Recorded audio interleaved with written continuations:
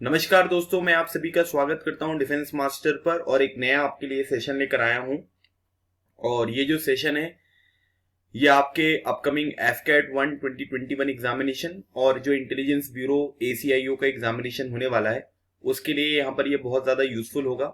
और इसमें मैं आप लोगों को स्टैटिक जीके की प्रिपरेशन कराऊंगा, क्योंकि स्टैटिक जीके का जो वेटेज है वो आपके एफकेट एग्जामिनेशन में भी 25 क्वेश्चन का है। और IB ACIO में भी इस बार जो अभी नया पैटर्न यहाँ पर निकल कर आया है, इसमें जो स्टैटिक जीके और जो जनरल स्टडीज यहाँ पर होता है उसका वेटेज जो है वो थोड़ा सा आपको बढ़ता हुआ दिखाई दे रहा है। तो स्टैटिक जीके को प्रिपेयर करना बहुत इंपॉर्टेंट यहाँ पर हो गया है। और ये जो प्रिपरेशन यहाँ पर कराऊंगा ये मैं आपको MCQ के फॉर्मेट में यहाँ पर कराऊंगा, साथ ही साथ बहुत सारी बैकग्राउंड इन्फॉर्मेशन भी मैं आपको बताऊंगा। तो यहाँ पर जितने क्वेश्चन भी आपके कवर होंगे, जितनी भी इन्फॉर्मेशन मैं आपके साथ यहाँ पर डिस्कस करने वाला हूँ, उससे एक बहुत अच्छा कंटेंट आपका प्रिपेयर होगा जो कि आपके एफकेट एग्जामिनेशन में भी यूजफुल होगा। और इंटेलिजेंस ब्यूरो का जो ACIO का एग्जामिनेशन होने वाला है उसमें भी ये बहुत ज्यादा यूजफुल यहाँ पर होने वाला है। तो आज के इस सेशन में मैं आपके लिए टोटल 40 प्लस यहाँ पर क्वेश्चन लेकर आया हूँ जो आज हम यहाँ पर डिस्कस करेंगे और जो कि आपके वेरियस एग्जामिनेशन के लिए बहुत ज्यादा इंपॉर्टेंट है। मैंने इस पर्टिकुलर सेशन में कुछ क्वेश्चन जो है वो बहुत ही अनएक्सपेक्टेड से भी मैंने यहाँ पर आपको इंक्लूड करे हैं, जो कि एग्जाम में आने के लिए बहुत ज्यादा एक्सपेक्टेड है ना। क्योंकि दोनों एग्जामिनेशन में अगर आप देखोगे तो कई सारे क्वेश्चन ऐसे होते हैं जिन्हें देखकर लगेगा कि यार ये क्वेश्चन कैसे आ गया, ठीक है, लेकिन वो बहुत इंपॉर्टेंट क्वेश्चन होता है। तो उन क्वेश्चंस को भी मैं यहाँ पर आपके साथ डिस्कस करने वाला हूँ। और आप हमारे डिफेंस मास्टर ऐप को भी डाउनलोड कर सकते हैं। वहां पर आपके एफकेट एग्जामिनेशन के लिए, CDS एग्जामिनेशन, इन सभी की रिटन एग्जामिनेशन की प्रिपरेशन यहाँ पर चल रही है। लिंक आपको डिस्क्रिप्शन बॉक्स में मिल जाएगी। टेलीग्राम चैनल डिफेंस मास्टर का आप ज्वाइन कर सकते हैं। किसी भी तरीके की अगर कोई डाउट होता है तो आप उसे कमेंट सेक्शन में यहाँ पर मेंशन कर सकते हो, ठीक है। तो चलिए स्टार्ट करते हैं भाई आज का सेशन को स्टार्ट करने से पहले एक नया preparation toolkit for SSB interview का बैच है हमारा, जो कि स्टार्ट होने वाला है। और ये बैच स्टार्ट होगा 21 जनवरी से, ठीक है। तो इस कोर्स को भी आप यहाँ पर एक्सेस कर सकते हैं। बहुत ही इंपॉर्टेंट ये आपका एक कोर्स है, बहुत ही अच्छी तरीके से मैं इसको यहाँ पर कवर करूंगा। साथ ही साथ मैं आपको एक रिकॉर्डेड सेशन जो है उसकी भी यहाँ पर एक्सेस प्रोवाइड करूंगा 21 जनवरी तक, ताकि आप यहाँ पर रिकॉर्डेड सेशन को देख लें। उसके बाद फिर आपकी लाइव क्लासेस भी यहाँ पर स्टार्ट होने वाली है, ठीक है। तो ये बहुत ही इंपॉर्टेंट कोर्स है। इससे रिलेटेड अगर आपको कोई और इन्फॉर्मेशन चाहिए तो इसके लिए मैंने अपने यूट्यूब चैनल पर एक सेपरेट वीडियो यहाँ पर बताया हुआ है, जिसपे मैंने पूरा शेड्यूल, स्ट्रक्चर भी यहाँ पर आपके साथ डिस्कस किया है, ठीक है। तो आज का हमारा पहला क्वेश्चन देखिए दिया हुआ है कि which of the following is generally use to make custard powder, ठीक है। इनमें से आपको बताना है कि कौन सी चीज है जिसका यहाँ पर यूज किया जाता है ताकि कस्टर्ड पाउडर यहाँ पर बनाया जा सके, ठीक है। तो पहला यहाँ पर दिया हुआ है रागी, दूसरा दिया हुआ है कॉर्न, तीसरा दिया हुआ है व्हीट और चौथा दिया हुआ है राइस। तो आपको बताना है कि इस क्वेश्चन का जो हमारा राइट आंसर है वो यहाँ पर क्या होगा, ठीक है। अब इसके साथ जो भी बैकग्राउंड इन्फॉर्मेशन मैं यहाँ पर आपको प्रोवाइड करूंगा, ठीक है, उसकी यहाँ पर मैं स्लाइड में लिखूंगा और मैं आप लोगों को इसकी PDF भी अपने टेलीग्राम चैनल पर प्रोवाइड करूंगा। तो अगर आप उसको भी एक्सेस करना चाहें तो टेलीग्राम चैनल डिफेंस मास्टर के नाम से आप यहाँ पर ज्वाइन कर सकते हो, ठीक है। तो यहाँ पर बोला जा रहा है कि कौन सा पर्टिकुलर चीज है जिससे हम यहाँ पर ये कस्टर्ड पाउडर यहाँ पर बनाते हैं, ठीक है। रागी हो गया, कॉर्न हो गया, व्हीट हो गया या फिर राइस हो गया। तो इस क्वेश्चन का जो हमारा राइट आंसर है that is option number B, ठीक है। अच्छा, कॉर्न और मेज में यहाँ पर बहुत सारे लोगों का डिफरेंस नहीं समझ में आता कि इन दोनों में डिफरेंस यहाँ पर क्या है। तो लगभग ये सिमिलर चीजें ही होती हैं, ठीक है। एक ही चीज यहाँ पर कहलाती है कॉर्न या मेज। तो मेज का प्रोडक्शन यहाँ पर किया जाता है। तो अगर हम मेज के प्रोडक्शन के बारे में बात करेंगे तो सबसे ज्यादा कौन सी कंट्री में होता है, ये होता है आपका USA में। और अगर हम स्टेट के बारे में बात करेंगे कि सबसे ज्यादा जो स्टेट है जहां पर मेज का प्रोडक्शन होता है तो दैट इज आंध्र प्रदेश। तो इसके बारे में भी आपको ध्यान रखना है। और आंध्र प्रदेश में ना एक और चीज मिलती है जिसको हम बोलते हैं थोरियम, ठीक है। जैसे अगर हम यहाँ पर बात करेंगे कि थोरियम जो है ये सबसे ज्यादा कहां पर मिलता है, तो ये सबसे ज्यादा पूरी दुनिया में इंडिया में देखने को मिलता है। और अगर स्टेट के बारे में बात करेंगे तो ये आंध्र प्रदेश में देखने को मिलेगा। जैसे अगर हम यूरेनियम के बारे में बात करें जो कि एक न्यूक्लियर यहाँ पर फ्यूल है, तो ये सबसे ज्यादा यहाँ पर कहां पर होता है, ये होता है आपका कजाकिस्तान में, ठीक है। तो इसके बारे में भी आपको ध्यान रखना है। अब आप लोग मुझे कमेंट सेक्शन में ये बताइए कि जो कजाकिस्तान की यहाँ पर कैपिटल है उसका नाम यहाँ पर क्या है, ठीक है। यहाँ पर मैं बहुत सारे क्वेश्चन आपसे भी पूछूंगा तो उसका भी आप लोग आंसर यहाँ पर बताइएगा कि कजाकिस्तान की जो कैपिटल है वो यहाँ पर क्या है, ठीक है। तो इसका जो राइट आंसर है ये हो गया कॉर्न। व्हीट के बारे में बात करेंगे, इंडिया में जो व्हीट यहाँ पर है सबसे ज्यादा प्रोड्यूस जो होता है वो कहां पर होता है, वो होता है आपका पंजाब में, ठीक है। और अगर राइस के बारे में अगर हम बात करेंगे तो राइस का सबसे ज्यादा प्रोडक्शन जो होता है ये होता है आपका वेस्ट बंगाल में। अभी आप सभी को पता है कि ये 3 लॉ निकलकर सामने आए हैं जो कि ऑर्डिनेंस के तहत यहाँ पर बनाए गए हैं, ठीक है। जो प्रेसिडेंट साहब यहाँ पर होते हैं, अगर लोकसभा और राज्यसभा सेशन में नहीं होते हैं तो प्रेसिडेंट के पास पावर होती है कि आर्टिकल 123 के तहत वो यहाँ पर ऑर्डिनेंस को बना सकते हैं, ठीक है। और इसकी जो मैक्सिमम वैलिडिटी होती है वो 6 मंथ 6 वीक होती है, मतलब कि जब यहाँ पर संसद जो है दोबारा सेशन में आएगी तो अगले 6 वीक में जो है वो यहाँ पर क्या कंप्लीट करना होगा, उसको यहाँ पर पास करना होगा, उसके ऊपर डिस्कशन करके या उसको एबॉलिश यहाँ पर करना होगा। तो मैक्सिमम जो ऑर्डिनेंस यहाँ पर होता है उसकी वैलिडिटी जो होती है वो 6 महीने 6 वीक आपको यहाँ पर देखने को मिलती है। आज के टाइम पीरियड पर पंजाब और हरियाणा के जो फार्मर हैं वो लगातार यहाँ पर प्रोटेस्ट कर रहे हैं। अच्छा, एक बात और यहाँ पर आपको ध्यान रखना है कि जो एग्रीकल्चर है, ठीक है, एग्रीकल्चर हमारे 7th शेड्यूल में 3 लिस्ट आपको देखने को मिलेंगी, जैसे यूनियन लिस्ट हो गया, कॉन्करेंट लिस्ट हो गया, ठीक है, और उसके बाद जो आपका स्टेट लिस्ट होता है, तो एग्रीकल्चर जो है वो आपको स्टेट लिस्ट में देखने को मिलेगा, ठीक है। तो इसके बारे में भी आपको थोड़ा सा ध्यान रखने की जरूरत है। और जो कॉन्करेंट लिस्ट यहाँ पर होती है, कॉन्करेंट लिस्ट का जो प्रोविजन है ये किस में दिया हुआ है, ये हमने यहां से लिया है ऑस्ट्रेलिया के कॉन्स्टिट्यूशन से, ठीक है। तो ये भी आपको 7th शेड्यूल में ही देखने को मिलेगी। राइस का जो कल्टीवेशन होता है सबसे ज्यादा ये वेस्ट बंगाल में होता है। वेस्ट बंगाल में 2021 में इलेक्शन होने वाले हैं और यहाँ पर ये टीएमसी है, ठीक है, जिसको बोलते हैं तृणमूल कांग्रेस, ये पार्टी यहाँ पर अभी रूल कर रही है। और यहाँ पर जो है एक पोर्ट है जिसको बोलते हैं कोलकाता पोर्ट। कोलकाता पोर्ट को अभी इसका यहाँ पर नाम बदल दिया गया है और कोलकाता पोर्ट का जो नया नाम है इसको बोलते हैं पंडित श्यामा प्रसाद मुखर्जी पोर्ट।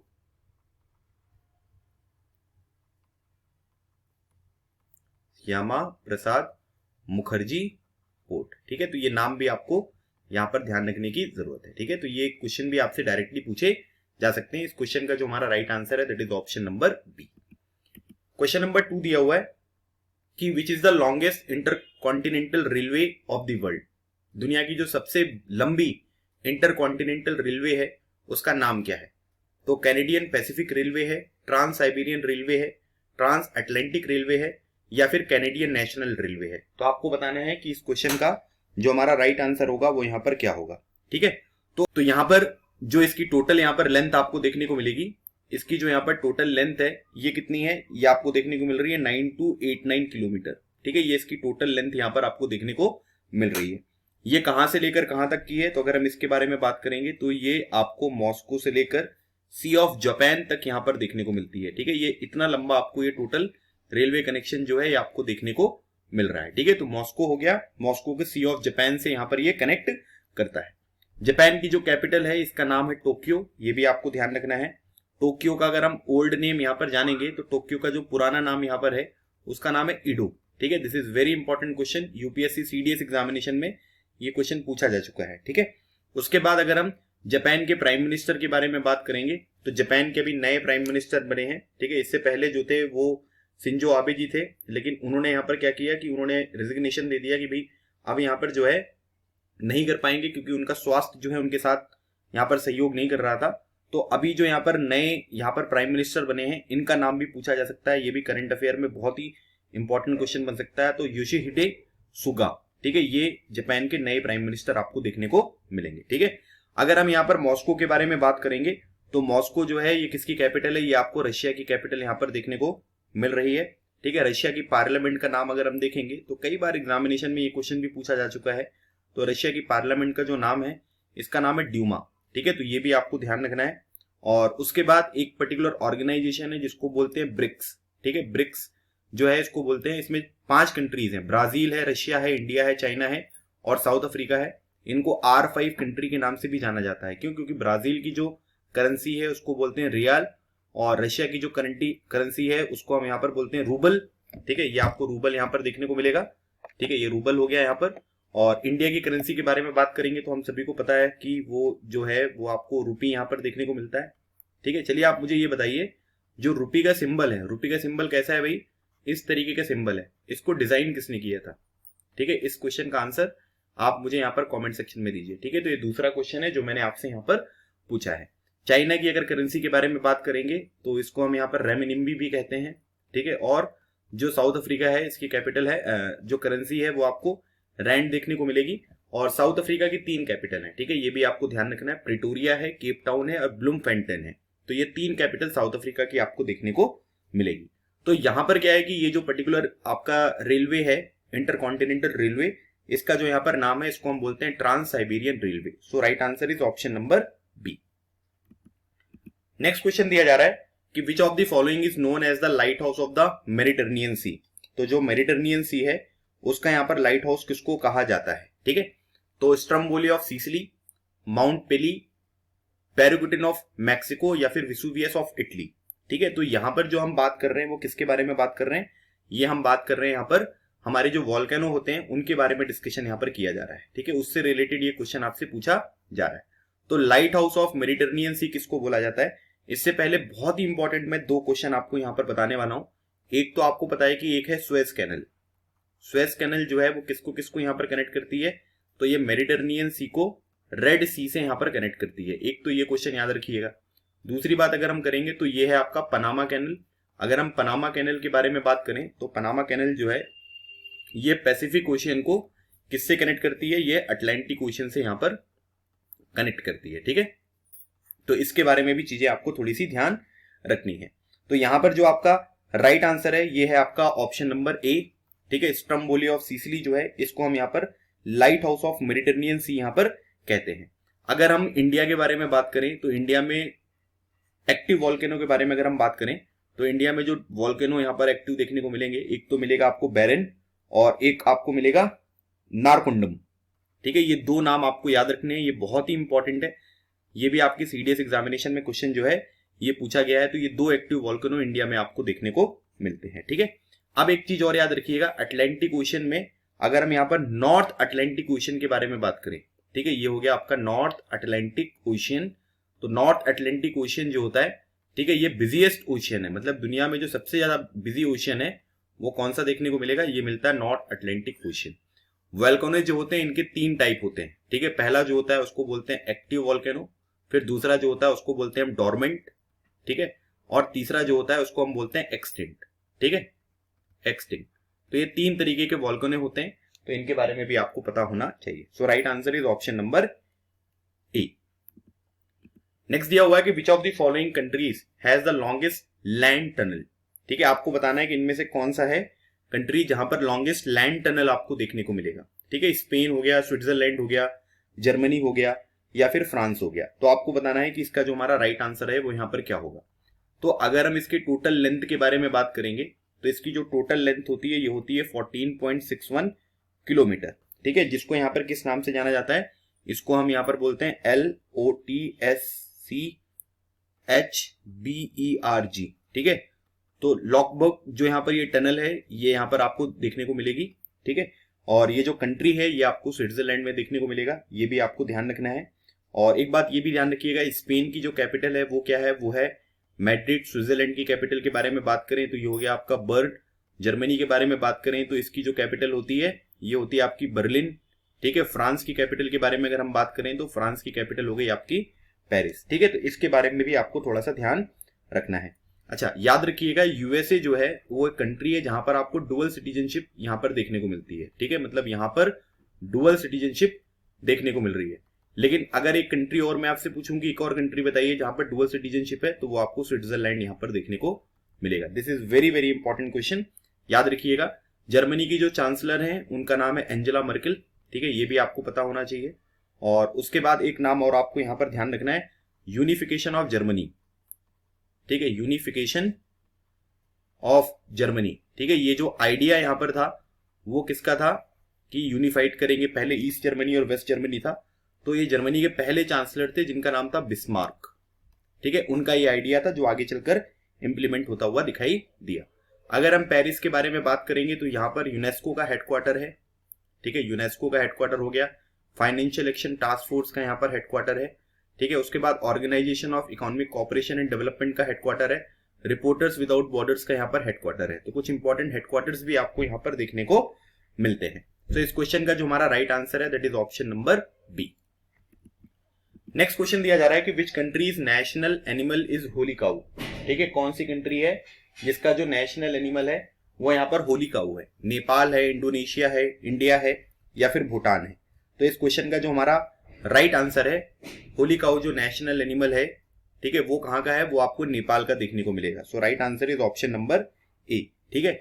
नेपाल की कैपिटल के बारे में अगर हम बात करेंगे तो नेपाल की जो कैपिटल है उसको हम यहाँ पर काठमांडू कहते हैं, ठीक है। काठमांडू में एक इंपॉर्टेंट टेम्पल है जिसको हम बोलते हैं पशुपतिनाथ टेम्पल। ठीक है, ये भी आपको पता होना चाहिए। ये हो गया आपका पशुपतिनाथ टेम्पल। ठीक है, अच्छा यहां पर ना एक और चीज है जिसको हम बोलते हैं SAARC, South Asian Association for Regional Cooperation. ठीक है, जिसका एस्टेब्लिशमेंट यहां पर कब किया गया था?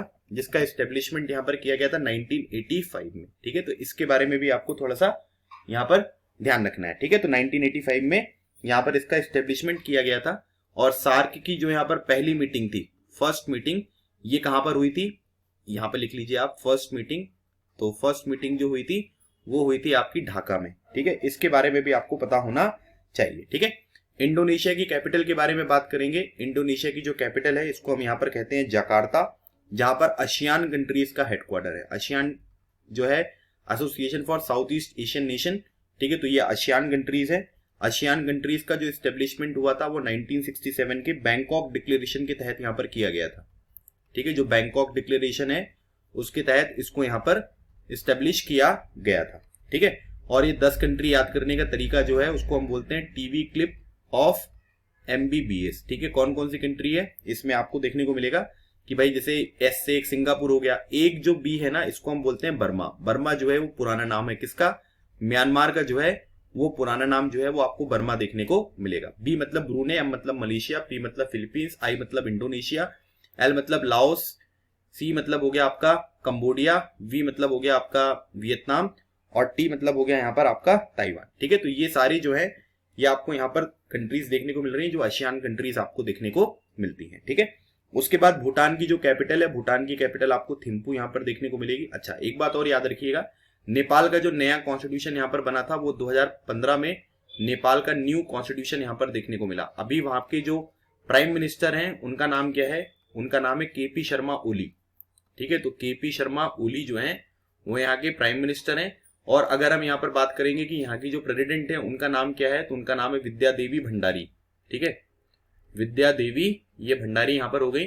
और KP शर्मा ने अभी यहाँ पर क्या किया है कि भाई जो पार्लियामेंट है उसको यहाँ पर बेदखल कर दिया है और वापस अब इलेक्शन की यहाँ पर तैयारी चलती हुई आपको दिखाई दे रही है। ठीक है, इसके बारे में भी पता होना चाहिए।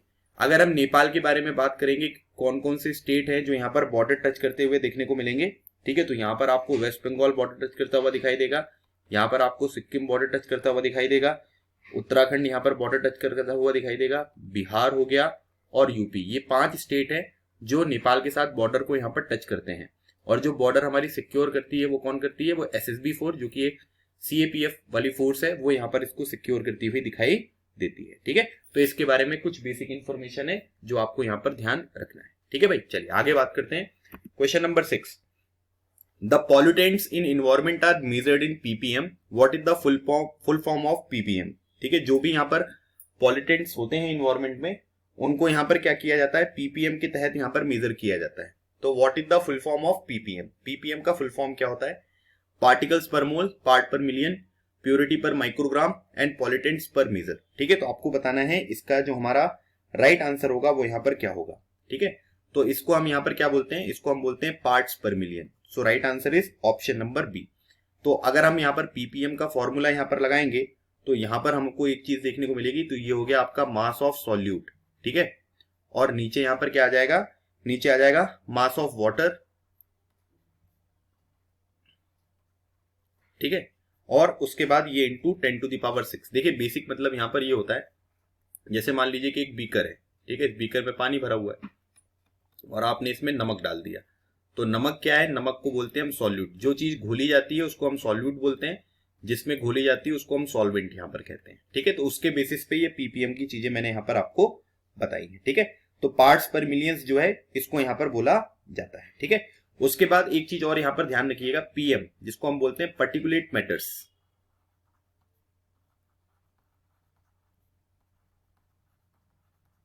ठीक है, तो एक यहां पर होता है PM 2.5 और एक होता है आपका PM 10। कभी कभी पेपर में ये पूछ लिया जाता है कि इसमें से ज्यादा यहाँ पर जो है वो कौन सा डेंजरस होता है, तो PM 2.5 यहाँ पर आपको ज्यादा डेंजरस देखने को मिलेगा। ठीक है, क्योंकि ये खतरनाक होता है हमारे स्वास्थ्य के लिए। ठीक है, तो ये भी चीज आपको पता होनी चाहिए। So right answer is option number B. Next question दिया हुआ है कि what is Kyoto protocol. Kyoto protocol यहाँ पर क्या है, ये चीजें आपसे यहाँ पर पूछी जा रही है। It is an agreement among nations to check pollution control. It is an agreement among nations to start using nuclear energy. It is an agreement among nation to reduce global warming, it is an agreement among nation to take steps for reducing acid rain. ठीक है, तो ये चीज आपको यहाँ पर बताई जा रही है। सबसे पहले आपसे ये भी पूछा जा सकता है कि क्योटो प्रोटोकॉल का ईयर क्या है, तो ये आपको मिलेगा 1992। तो अगर हम यहाँ पर बात करेंगे तो ये क्या है, ये आपको मिलेगा, ये है UNFCCC। ठीक है, इसको हम क्या बोलते हैं, इसको बोलते हैं United nation framework, United nation framework convention on, framework convention on climate change. ठीक है, ये चीज आपको यहां पर देखने को मिल रही है, मतलब ये चीज यहां पर समझ में आ रहा है कि UNFCCC का जो फुल फॉर्म है वो यहां पर क्या देखने को मिलेगा। ठीक है, तो यहां पर क्या है भाई, इसका जो बेसिक मतलब यहां पर होता है, इसका जो एग्रीमेंट है ये यहां पर क्या है कि ग्लोबल वार्मिंग को क्या करेंगे, रिड्यूस यहां पर किया जाएगा। ठीक है, अगर ग्लोबल वार्मिंग को रिड्यूस करना चाहते हो तो जो ग्रीन हाउस गैसेज हैं उनको यहाँ पर रिड्यूस करना बहुत जरूरी है। ठीक है, क्योंकि ग्रीन हाउस गैसेज ही क्या करती हैं कि जो गर्मी होती है उनको ट्रैप करके रखती हैं और वो वापस बाहर नहीं जा पाते, जिसकी वजह से यहाँ पर क्या हो सकता है कि जो हमारा टेम्परेचर है वो लगातार इंक्रीज होता हुआ दिखाई देता है। ठीक है, अच्छा कभी कभी पेपर में ये पूछ लेते हैं कि ग्रीन हाउस गैसेस के नाम बताइए। ठीक है, तो याद रखिएगा ग्रीन हाउस जो चीजें होती हैं वो कौन कौन सी होती हैं, तो इसमें वाटर वेपर भी होता है, इसमें CO2 भी होता है, इसमें मीथेन भी होता है, इसमें ओजोन भी होता है और इसमें नाइट्रस ऑक्साइड भी आपको यहाँ पर देखने को मिलेगा। ठीक है, तो नाइट्रस ऑक्साइड भी जो है वो यहाँ पर आपको देखने को मिलता है। ठीक है, तो ये हो गया आपका नाइट्रस ऑक्साइड, और नाइट्रस ऑक्साइड को जो है इसको हम लाफिंग गैस भी कहते हैं। ठीक है, मतलब इसको अगर आपने सूंघ लिया, ठीक है, तो आपकी खुशी का ठिकाना नहीं रहेगा। ठीक है, इसका फॉर्मूला क्या होता है, इसका फॉर्मूला होता है N2O। ठीक है, तो कभी कभी इस फॉर्मेट में भी आपसे क्वेश्चन जो है ये पूछे जा सकते हैं। ठीक है, so right answer is option number C. चलिए, बहुत बढ़िया बात है भाई। क्वेश्चन नंबर 8 दिया हुआ है कि which of the following countries has the highest life expectancy. ठीक है, मतलब कि जो जीवन दर है यहाँ पर, मतलब कि जो आपकी एज यहाँ पर रहेगी वो आप जीवित बहुत टाइम तक यहाँ पर रहोगे, तो कौन सी कंट्री है जिसका हाईएस्ट लाइफ एक्सपेक्टेंसी आपको देखने को मिलेगा। अमेरिका हो गया, स्विट्जरलैंड हो गया, जापान हो गया या डेनमार्क हो गया। आपको बताना है कि इसका जो हमारा राइट आंसर है वो यहाँ पर क्या होगा। ठीक है, तो इसका जो हमारा राइट आंसर है ये है आपका ऑप्शन नंबर सी। ठीक है, तो ऑप्शन नंबर सी जो है ये जापान है, और अमेरिका की कैपिटल तो आपको पता ही है ना, वॉशिंगटन DC। वॉशिंगटन साहब जो थे वो पहले प्रेसिडेंट थे USA के। स्विट्जरलैंड की कैपिटल जो है वो बर्न है। अच्छा, यहाँ पर एक सिटी है जिसका नाम है डावोस। डावोस में किसकी मीटिंग होती है, इसकी मीटिंग होती है वर्ल्ड इकोनॉमिक फोरम। ठीक है, वर्ल्ड इकोनॉमिक फोरम का अगर हम हेडक्वार्टर देखेंगे ना तो वो भी स्विट्जरलैंड में, और उसकी जगह कौन सी है, वो है कोलोनी। ठीक है, लेकिन इसकी जो मीटिंग होती है वो कहां पर होती है, वो आपको देखने को मिलेगी डावोस में। ठीक है, तो ये पर्टिकुलर पॉइंट आपको यहाँ पर ध्यान रखने की जरूरत है। डेनमार्क की कैपिटल के बारे में अगर हम बात करेंगे तो ये हो गया आपका कोपेनहेगन। ठीक है, इसकी कैपिटल होती है आपकी कोपेनहेगन। सो इसका राइट आंसर हो गया ऑप्शन नंबर सी। अच्छा, ये भी ध्यान रखिएगा टोक्यो ओलंपिक्स कब होने वाले हैं, 2021 में टोक्यो ओलंपिक्स यहाँ पर होने वाले हैं। ठीक है, पहली बार ऐसा हुआ है कि कोई जो ओलंपिक गेम्स हैं वो यहाँ पर क्या किए गए हैं, वो पोस्टपोन यहाँ पर किए गए हैं। ठीक है, सॉरी, पोस्टपोन किए गए हैं। पहले यहाँ पर World War I और World War II के टाइम पीरियड पर जो है वो कैंसिल किए गए थे, लेकिन पोस्टपोन जो है ये पहली बार यहाँ पर किया गया है। सो राइट आंसर क्या हो गया इसका, जापान जो है ये हमारा बिल्कुल राइट आंसर है। ठीक है, चलिए आगे बढ़ते हैं, क्वेश्चन नंबर 9 देखते हैं। The silicon valley of India is located in. जो सिलिकॉन वैली है इंडिया का वो कहां पर लोकेटेड है। ठीक है, हैदराबाद में है, श्रीनगर में है, देहरादून में है या फिर बेंगलुरु में है। तो सिलिकॉन वैली जो है ये बहुत ही सिंपल सा क्वेश्चन है। देखिए, पेपर में क्या होता है कि सारे डिफिकल्ट क्वेश्चन नहीं पूछे जाते है ना, कुछ क्वेश्चन जो होते हैं वो आपके आसान क्वेश्चन भी आते हैं। ठीक है, तो ये आसान क्वेश्चन की श्रेणी में आता है, और इसका जो हमारा राइट आंसर है that is option number B. Dehradun के बारे में बात करेंगे जो कि उत्तराखंड की कैपिटल है, तो यहां पर एक इंपॉर्टेंट ऑर्गेनाइजेशन लोकेटेड है जिसका नाम है फॉरेस्ट रिसर्च इंस्टीट्यूट। ठीक है, इसको क्या बोलते हैं, इसको बोलते हैं फॉरेस्ट रिसर्च इंस्टीट्यूट। ठीक है, तो ये कहां पर है, ये आपको देखने को मिलेगा देहरादून में। ठीक है, अगर Indian institute of forest management के बारे में बात करें तो ये Indian institute of forest management जो है ये आपको भोपाल मध्य प्रदेश में यहां पर देखने को मिलेगा। ठीक है, अगर हम यहां पर बात करें कि मैक्सिमम फॉरेस्ट कवर, ठीक है, मैक्सिमम फॉरेस्ट कवर कौन से स्टेट में है, तो ये आपको देखने को मिलेगा मध्य प्रदेश में। लेकिन अगर परसेंटेज के बारे में बात करेंगे, परसेंटेज फॉरेस्ट कवर मैक्सिमम, ठीक है, मैक्सिमम परसेंटेज फॉरेस्ट कवर, इसका मतलब यहां पर क्या हुआ, इसका मतलब ये हुआ कि जितना आपका एरिया है, ठीक है, उसके एरिया में जो मैक्सिमम यहां पर आपको फॉरेस्ट देखने को मिल रहे हैं उस पर्टिकुलर स्टेट में, वो बताना है आपको। तो ये क्या है, ये आपको देखने को मिलेगा, जो चीजें हैं ये आपको मिजोरम में देखने को मिलेगा। ठीक है, तो ये कहां पर है, ये मिजोरम में आपको सबसे ज्यादा चीजें देखने को मिल रही हैं। ठीक है, तो इसके बारे में भी आपको थोड़ा सा ध्यान रखना है। श्रीनगर और हैदराबाद, ठीक है, हैदराबाद में जो थे ये निजाम थे। ठीक है, ये भी आपको ध्यान रखना है। यहां पर हमारी आर्म्ड फोर्सेस ने एक ऑपरेशन चलाया था जिसको बोलते हैं ऑपरेशन पोलो। ऑपरेशन पोलो के तहत निजाम ऑफ हैदराबाद को सरेंडर करवाया गया था और हैदराबाद जो है उसको यहाँ पर भारत में मिलाया गया था। 3 लोग जो थे वो इंडिपेंडेंट यहाँ पर रहना चाहते थे, जिसमें एक तो आपका कश्मीर हो गया। ठीक है, तो हरि सिंह जी ने ट्रीटी ऑफ एक्सेशन यहाँ पर साइन किया था। दूसरा आपका हैदराबाद हो गया। ठीक है, इसमें हमने ऑपरेशन के तहत यहाँ पर इसको अपने भारत में मिलाया था। और तीसरा जो है वो गुजरात के पास जूनागढ़ आपको देखने को मिलेगा, जहां पर रेफरेंडम हुआ था और वहां के लोगों ने बोला था कि हमें भारत के साथ यहाँ पर रहना है। और इन सब चीजों में जो है एक इंपॉर्टेंट पर्सनालिटी है जिनका बहुत ही ज्यादा इंपॉर्टेंट रोल है, और वो कौन है, वो है सरदार पटेल। सरदार पटेल जी का जो बर्थडे होता है वो कब आता है, वो आता है आपका 31 अक्टूबर को। ठीक है, जिसको हम यहाँ पर क्या मनाते हैं, नेशनल यूनिटी डे के रूप में यहाँ पर सेलिब्रेट करते हैं। ठीक है, तो ये हो गया आपका नेशनल यूनिटी डे। ठीक है, तो इसके बारे में आपको थोड़ा सा ध्यान रखना है। चलिए आगे बात करते हैं, अगला क्वेश्चन देखते हैं, question number 10। Which of the following soil is used to make bricks? इनमें से कौन से तरीके की सॉइल है जिनका यहाँ पर यूज किसके लिए किया जाता है, ब्रिक्स बनाने के लिए यूज किया जाता है? PAT and carbonic soil, saline soil, या फिर लेटराइट सॉइल, या फिर रेड येलो सॉइल? आपको बताना है कि इसका जो हमारा राइट आंसर है वो यहाँ पर क्या होगा। तो ब्रिक्स जो होते हैं इनको बनाने के लिए जो हम सॉइल यहाँ पर यूज करते हैं उसको कहते हैं लेटराइट सॉइल। सो राइट आंसर क्या हो गया, ऑप्शन नंबर सी। एक और इंपॉर्टेंट क्वेश्चन आपसे पूछा जा सकता है, कॉटन के कल्टीवेशन के लिए जो सबसे इंपॉर्टेंट यहाँ पर सॉइल होती है उसको हम क्या बोलते हैं, उसको बोलते हैं ब्लैक सॉइल। ठीक है, ब्लैक सॉइल का दूसरा नाम क्या है, उसको बोलते हैं रेगुड सॉइल या रेगर सॉइल। ठीक है, और कॉटन कल्टीवेशन में जो सबसे पहले स्टेट है वो है महाराष्ट्र, और दूसरे नंबर पर आपको गुजरात यहाँ पर देखने को मिलेगा। तो इस क्वेश्चन का जो हमारा राइट आंसर है that is option number C. Question number 11 दिया हुआ है, which of the following cities is known as pearl city? ठीक है, इनमें से कौन सी सिटी है जिसको यहाँ पर पर्ल सिटी के नाम से यहाँ पर जाना जाता है? ठीक है, तो कांडला हो गया, तुतीकुरिन हो गया, कोचीन हो गया, या फिर हैदराबाद हो गया। ठीक है, तो यहाँ पर क्या होता है कि डायमंड वगैरह, पर्ल्स वगैरह जो है ये बहुत ज्यादा मिलते हैं, और इसी वजह से इस पर्टिकुलर सिटी को पर्ल सिटी के नाम से यहाँ पर जाना जाता है। ठीक है, तो ये सिटी कौन सी है, ये निजाम की सिटी है जिसको बोलते हैं हम हैदराबाद। ठीक है, कांडला जो है एक पोर्ट है, ये भी आप ध्यान रखिएगा, जो कहां पर है, ये आपके गुजरात में देखने को मिलेगा। इस बार का जो एनडीए एग्जामिनेशन हुआ था उसमें ये क्वेश्चन आया था, और इसका जो नया नाम हो गया है वो क्या हो गया है, इसका नया नाम है पंडित दीनदयाल उपाध्याय पोर्ट। ठीक है, पंडित दीनदयाल उपाध्याय पोर्ट। ठीक है, इसको यहाँ पर हम इस पोर्ट के नाम से अब जानते हैं। ठीक है, गुजरात में एक और इंपॉर्टेंट पोर्ट है जिसको हम क्या बोलते हैं, जिसको बोलते हैं मुंद्रा पोर्ट। ठीक है, मुंद्रा पोर्ट, ये भी आपको ध्यान रखना है। तूतीकोरिन जो है ये भी आपको एक पोर्ट देखने को मिलेगा, और ये कहां पर है, ये आपको तमिलनाडु में देखने को मिल रहा है। ठीक है, कोचीन जो है वो भी आपका एक पोर्ट है। ठीक है, कोचीन, और ये भी आपको पोर्ट एक देखने को मिलेगा, और कोचीन शिपयार्ड भी है। ठीक है, कोचीन शिपयार्ड भी आपको यहाँ पर देखने को मिलेगा। ठीक है, जो अलग अलग तरीके की शिप इंडियन नेवी वगैरह के लिए यहाँ पर बनाते रहते हैं। तो इस क्वेश्चन का जो हमारा राइट आंसर है that is option number D. Blue revolution is associated with which of the following? जो ब्लू रिवॉल्यूशन है वो किससे एसोसिएटेड यहाँ पर आपको देखने को मिलेगा? पोल्ट्री हो गया, फिशरीज हो गया, ड्रिंकिंग वाटर हो गया, या फिर स्पेस रिसर्च यहाँ पर हो गया। ठीक है, तो यहाँ पर क्या है कि केवल ब्लू रिवॉल्यूशन आपके लिए इंपॉर्टेंट नहीं है, बहुत सारे अलग अलग कलर होते हैं। ठीक है, जैसे ब्लैक कलर जो होता है ये किसके लिए होता है, ये पेट्रोलियम के लिए होता है। ठीक है, पेट्रोलियम रिवॉल्यूशन।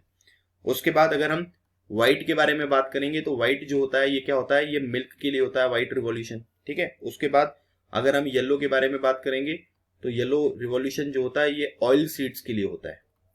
ठीक है, उसके बाद जो ग्रीन रिवॉल्यूशन होता है वो आपका क्रॉप्स के लिए है ना। और ग्रीन रिवॉल्यूशन के जो फादर भारत के लिए कहे जाते हैं उनका नाम है एम एस स्वामीनाथन। ठीक है, एम एस स्वामीनाथन। कब स्टार्ट हुआ था भारत में? 1965 में ये स्टार्ट होता हुआ देखने को मिलेगा। दुनिया भर में अगर हम जानेंगे कि फादर ऑफ ग्रीन रिवॉल्यूशन किसको कहा जाता है तो ये कहा जाता है नॉर्मन बोलरॉक को। ठीक है, ये नाम भी आपको ध्यान रखना है। उसके बाद एक गोल्डन रिवॉल्यूशन भी होता है। गोल्डन रिवॉल्यूशन जो है ये हॉर्टिकल्चर के लिए होता है। ठीक है, हॉर्टिकल्चर। और इसका जो हमारा राइट आंसर है that is fisheries. So right answer is option number B. Next question दिया हुआ है कि which of the following is known as brown paper, इनमें से कौन सा है जिसको हम यहाँ पर ब्राउन पेपर के नाम से जानते हैं। जूट हो गया, कॉटन हो गया, रबर हो गया या टी हो गया। तो आपको बताना है कि इस क्वेश्चन का जो हमारा राइट आंसर है वो यहाँ पर क्या होगा। ठीक है, तो ब्राउन पेपर जो कहा जाता है वो किसको कहा जाता है, तो याद रखिएगा ब्राउन पेपर जो कहा जाता है ये कहा जाता है जूट को। ठीक है, so right answer is option number A. और जूट का जो सबसे ज्यादा प्रोडक्शन होता है वो प्यारे भारत में होता है, उसके बाद आपको चाइना देखने को मिलेगा और उसके बाद फिर आपको बांग्लादेश यहाँ पर देखने को मिलता है। ठीक है, ये 3 कंट्रीज हैं टॉप 3 जो यहाँ पर जूट का सबसे ज्यादा प्रोडक्शन करती हैं। और इंडियन स्टेट के बारे में अगर हम बात करेंगे तो आसाम और वेस्ट बंगाल जो है वो लीडिंग स्टेट्स आपको देखने को मिलते हैं। बांग्लादेश की करेंसी के बारे में अगर हम बात करेंगे तो बांग्लादेश की जो करेंसी है उसको हम बोलते हैं टका। ठीक है, ये भी आपको ध्यान रखना है। और बांग्लादेश के साथ जो हमारी बॉर्डर है इसको सिक्योर कौन करता है, तो एक्चुअली बांग्लादेश और पाकिस्तान दोनों की बॉर्डर को सिक्योर करता है बीएसएफ। ठीक है, बांग्लादेश के साथ हमारी एक एक्सरसाइज है जिसको हम बोलते हैं संप्रीति। ठीक है, प्रीवियस ईयर सीडीएस एग्जामिनेशन में ये क्वेश्चन भी पूछा गया है, आगे भी आपसे अलग एग्जामिनेशन में पूछा जा सकता है। ठीक है, तो right answer is what, right answer is option number A. T जो है वो कौन से स्टेट में सबसे ज्यादा होती है, टी होती है आसाम में सबसे ज्यादा। लेकिन अगर मान लीजिए कि हम पूछे कि टी सबसे ज्यादा कौन सी सिटी में होती है, तो ये होती है आपकी दार्जिलिंग, जो कि वेस्ट बंगाल में आपको आता हुआ दिखाई देता है। अच्छा, अगर आपसे क्वेश्चन ये पूछा जाए कि इलेक्ट्रिसिटी सबसे पहले कहाँ आई थी, तो इलेक्ट्रिसिटी जो है सबसे पहले आई थी दार्जिलिंग में। ठीक है, इलेक्ट्रिसिटी सबसे पहले यहां पर आई थी।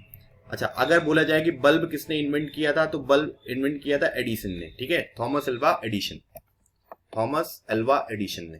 ठीक है, तो इनको आप थॉमस एडिसन के नाम से भी यहां पर याद रख सकते हो। ठीक है, चलिए आप मुझे ये बताइए टेलीविजन किसने इन्वेंट किया था, टेलीविजन किसने इन्वेंट किया था। ठीक है, इसका आंसर आप मुझे कमेंट सेक्शन में बताइए। रबर का जो सबसे ज्यादा प्रोडक्शन होता है ये केरला यहाँ पर करता है। कॉटन तो मैं आपको ऑलरेडी पढ़ा चुका हूं कि ये आपको महाराष्ट्र यहाँ पर करता हुआ दिखाई देता है। अगला क्वेश्चन दिया हुआ है कि which is the largest state of India.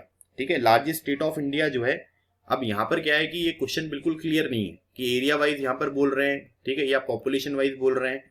ये दोनों चीजें यहाँ पर बिल्कुल क्लियर नहीं है। तो अब हमें ऑप्शन देखकर समझना पड़ेगा कि भाई किस बेसिस पे इस तरीके का क्वेश्चन यहाँ पर पूछा जा रहा है। तो याद रखिएगा कि यहाँ पर जो सबसे लार्जेस्ट स्टेट है एरिया वाइज, ठीक है, क्योंकि यहाँ पर क्या है कि मैं आपको सब चीजें बता देता हूं पहले। ठीक है, एरिया वाइज अगर हम लार्जेस्ट स्टेट के बारे में बात करेंगे तो ये कौन सा है, ये आपको मिलेगा राजस्थान। ठीक है, और अगर हम स्मॉलेस्ट स्टेट के बारे में बात करेंगे एरिया वाइज तो ये आपको मिलेगा गोवा।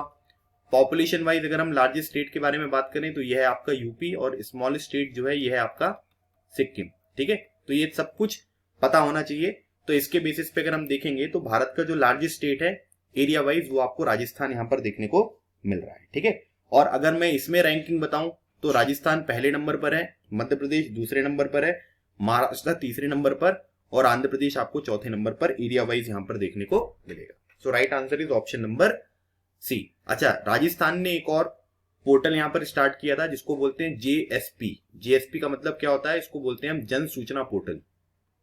ये हो गया आपका जन सूचना पोर्टल। तो जो भी सरकारी यहाँ पर कामकाज होते हैं, जो भी डिटेल्स वगैरह चाहिए, आप जन सूचना पोर्टल पर जाकर इन सब चीजों को स्टार्ट कर सकते हैं। आंध्र प्रदेश में देश का 25वां हाईकोर्ट यहाँ पर ओपन हुआ है। ठीक है, कहां पर हुआ है, ये हुआ है आपका अमरावती में। ठीक है, और ये भी याद रखिएगा हाईकोर्ट की जो रिटायरमेंट एज होती है, ठीक है, रिटायरमेंट एज वो कितनी होती है, वो होती है 62, है ना। और हाईकोर्ट के जो जज होते हैं उनको कौन अपॉइंट करता है, वो प्रेसिडेंट साहब यहाँ पर अपॉइंट करते हैं। ठीक है, तो ये भी आपको पता होना चाहिए। चलिए आगे बढ़ते हैं, क्वेश्चन नंबर 15 देखते हैं। क्वेश्चन नंबर 15 देखिए, दिया हुआ है कि the green house effect is behind the warm environment of earth. ठीक है, जो अर्थ का ये गरम गरम इन्वायरमेंट यहाँ पर बन रहा है, इसके लिए जो सबसे इंपॉर्टेंट यहाँ पर एक फिनोमिना है, ठीक है, जो रिस्पॉन्सिबल यहाँ पर होता है, उसको हम यहाँ पर कहते हैं ग्रीन हाउस इफेक्ट। ठीक है, तो जब ये ग्रीन हाउस इफेक्ट यहाँ पर होता है तो what is the reason of that. ठीक है, मतलब क्या रीजन है इसके पीछे। तो अल्ट्रावायलेट रेज होती हैं, गामा रेज होती हैं, या इंफ्रारेड रेज होती हैं, या फिर एक्स रेज होती हैं। ठीक है, तो आपको बताना है कि इस क्वेश्चन का यहाँ पर हमारा जो आंसर होगा वो यहाँ पर क्या होगा। तो अल्ट्रावायलेट रेज, गामा रेज, या फिर इंफ्रारेड रेज। ठीक है, एक्स के एक्सप्लेनेशन के लिए मैं आपको एक डायग्राम दिखाता हूँ। ठीक है, आप ये देखिए, ये सन है। ठीक है, solar radiation passes through the atmosphere, और ये क्या करता है, अर्थ इसको एब्जॉर्ब करता है। अर्थ वार्म एंड एमिट जो भी इंफ्रारेड रेडिएशन, ठीक है, अर्थ क्या करता है, उसको एब्जॉर्ब करता है और उसके बाद गर्म हो जाते हैं, फिर उसके बाद थोड़े टाइम के बाद जो है वो जो भी रेडिएशन यहाँ पर आते हैं उसको एमिट यहाँ पर करते हैं, ठीक है। तो earth warms and emit infrared radiation, तो इंफ्रारेड रेडिएशन को यहाँ पर उसने एमिट किया। Infrared radiation is absorbed by green house gases and reradiated in all direction, ठीक है, पहले उसको एब्जॉर्ब करता है फिर सभी डायरेक्शन में री रेडिएट यहां पर करते हैं। तो याद रखिएगा इंफ्रारेड रेस की वजह से ये चीजें यहां पर आपको देखने को मिलेंगी। So right answer is option number C. बहुत इंपॉर्टेंट क्वेश्चन है, याद रखिएगा इसको। Which of the following does not have stupas, इनमें से कौन सी जगह है जहां पर स्तूपास आपको देखने को नहीं मिलेंगे। सांची हो गया, ठीक है, भारूत हो गया, ठीक है, धामेक हो गया या फिर रांची हो गया।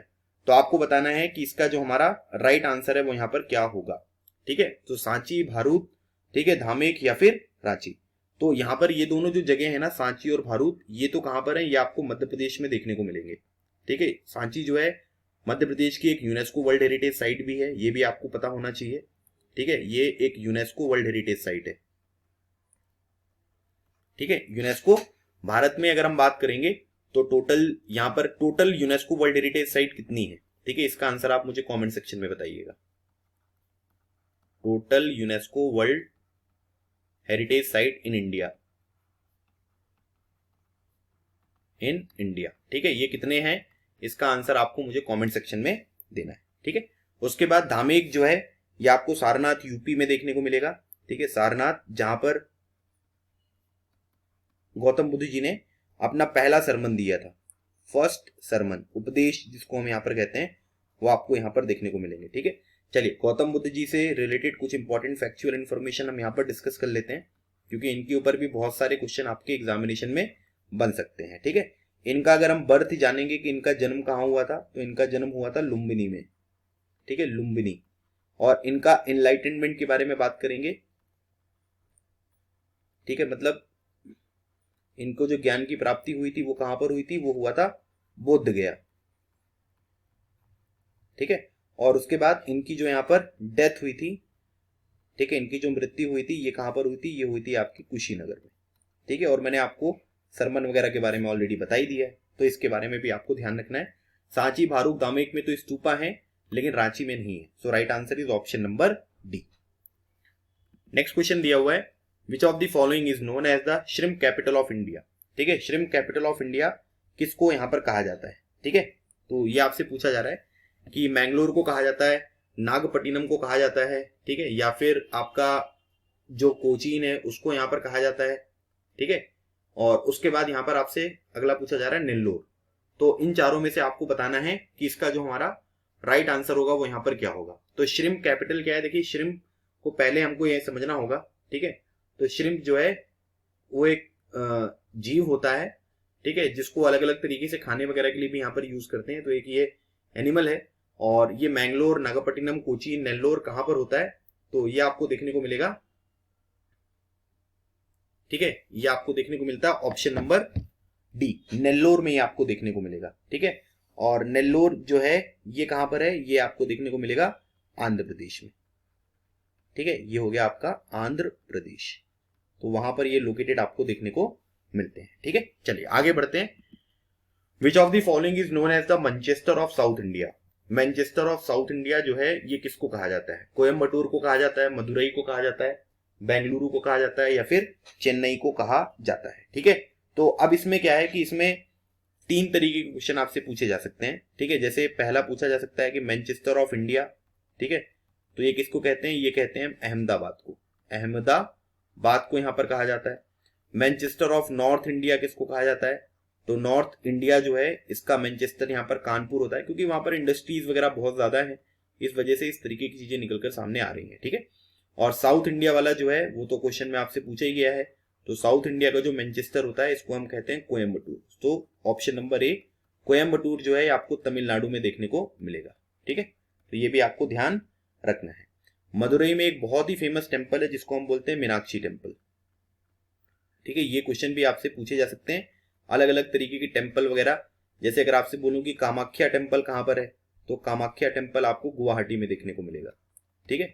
कामाख्या जो टेम्पल है ये गुवाहाटी में देखने को मिलेगा, लेकिन गुवाहाटी आसाम की कैपिटल नहीं है। आसाम की कैपिटल क्या है, वो है आपकी दिसपुर। ठीक है, तो ये आपको गुवाहाटी में देखने को मिलता है।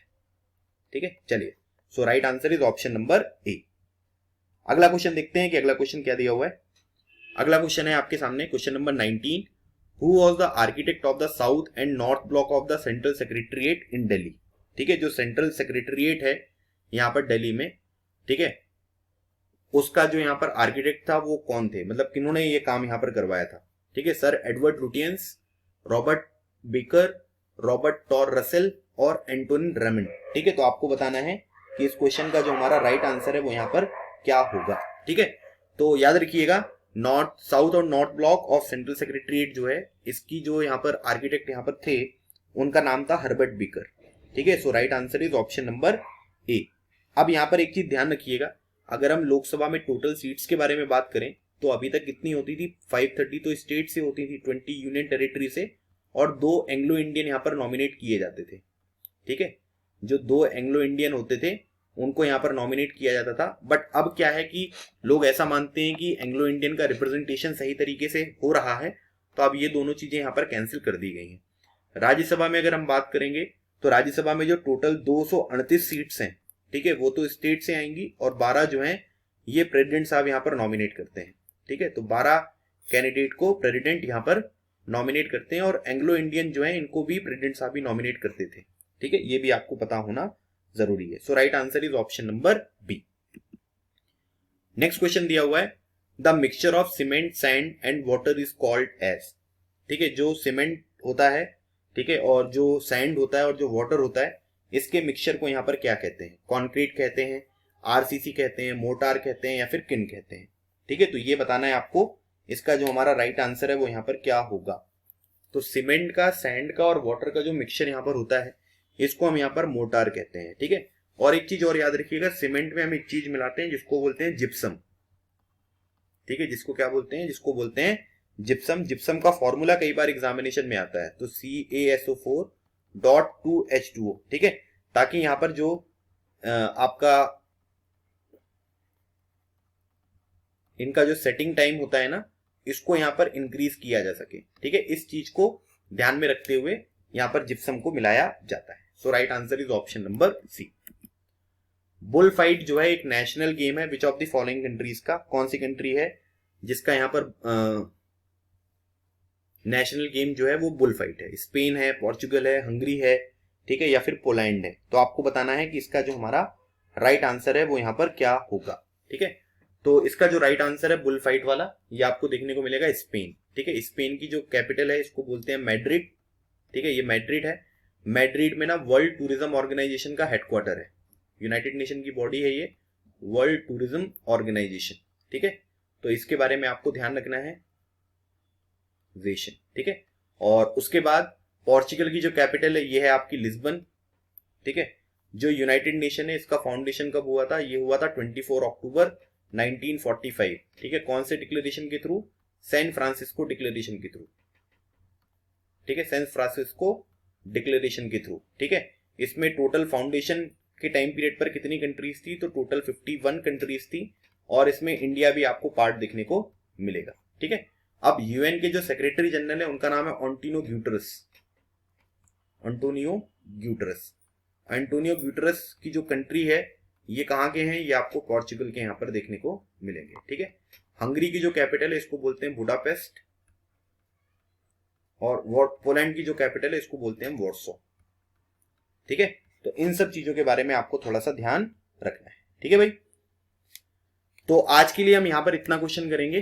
21 क्वेश्चंस मैंने आपको यहाँ पर प्रोवाइड करे हैं। ठीक है, वीडियो लगभग यहाँ पर 45 मिनट्स का हमारा हो गया है, तो मैंने डिसाइड किया है कि मैं आपको इस सेशन में जो है, ठीक है, वो यहाँ पर आपके साथ डिस्कशन यहाँ पर करूंगा। ठीक है, और इसका जो सेकंड वाला पार्ट होगा उसमें हम जो बचे हुए क्वेश्चंस हैं उनको यहाँ पर कवर करेंगे। ठीक है, तो गाइज आई होप आपको ये सेशन यहाँ पर अच्छा लगा होगा। अगर आपने वीडियो यहाँ तक देखा है तो आप जरूर बताकर जाएंगे आपको वीडियो कैसा लगा, और जो भी चीजें मैंने यहाँ पर आपके साथ डिस्कस करी हैं वो आपको पसंद आई हो तो वीडियो को आप लाइक और शेयर यहाँ पर कर सकते हैं। ठीक है, इसी तरीके के और यूजफुल सेशंस मैं आपको प्रोवाइड करूंगा जो कि आपके वेरियस एग्जामिनेशन के लिए इंपॉर्टेंट होंगे। तो मिलते हैं हमारे नेक्स्ट सेशन में, तब तक keep smiling and keep preparing. लगे रहो, एग्जाम क्लियर करो। थैंक यू सो मच, जय हिंद।